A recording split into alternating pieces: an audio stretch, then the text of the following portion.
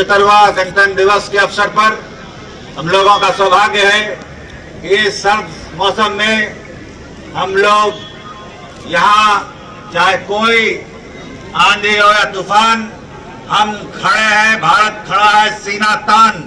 और ये वो समय होगा जब हमें याद करना चाहिए हमारे उन स्वतंत्रता संग्राम सेनानियों को जिन्होंने आज़ादी दिलवाई, और साथ ही साथ हमारे संविधान के निर्माता जिन्होंने भारत को एक गणतंत्र के रूप में 1950 में प्रभावी कराया।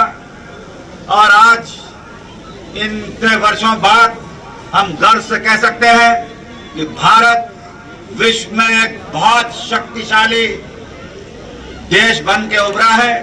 और खास तौर से हम कह सकते हैं, जब से आदरणीय प्रधानमंत्री नरेंद्र मोदी जी का नेतृत्व देखा है, तो अब भारत एक नए भारत का निर्माण, परिवर्तन जो कभी कल्पना नहीं की गई थी, उसके विपरीत देखते हुए आज भारत की साख विश्व भर में किसी भी क्षेत्र में चले जाएं, और जो प्रण है विकसित भारत का 2047 का, उसकी प्रति हम सब लोग एकजुट होके तभी संभव होगा जब प्रधानमंत्री जी का संकल्प, उनका नेतृत्व, उनके साथ देश के आमजन, एक एक व्यक्ति ये अपने आप को उसका कर्तव्य समझे कि 2047 तक हम भारत को विकसित बनाएंगे।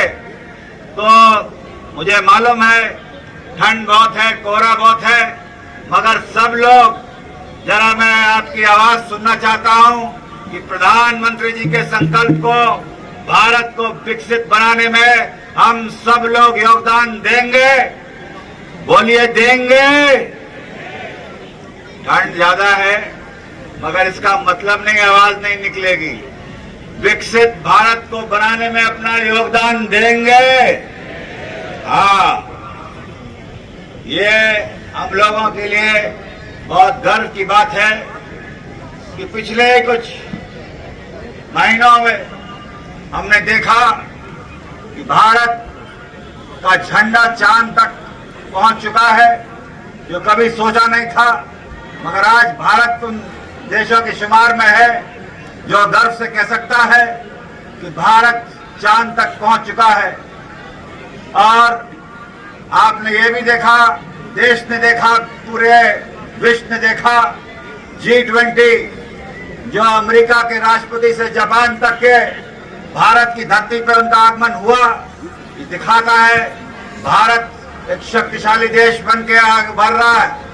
और सारा बिजली जो एक बहुत बड़ी समस्या हुआ करती थी, आज उत्तर प्रदेश गर्व से कह सकता है कि प्रत्येक गांव विद्युतीकरण हो चुका है और 24 घंटे बिजली लाने का पूरा प्रयास किया जा रहा है, जो साफ दिखाई देता है। और पूरे प्रदेश भर में समान तरीके से बिजली का आवंटन और वितरण हो रहा है। जो कृषि हमारे भाई हैं, किसान, उनको किसान सम्मान निधि प्रधानमंत्री जी की तमाम उनकी आमदनी के बढ़ाने के जरिए सभी को और सुदृढ़ किया जा रहा है।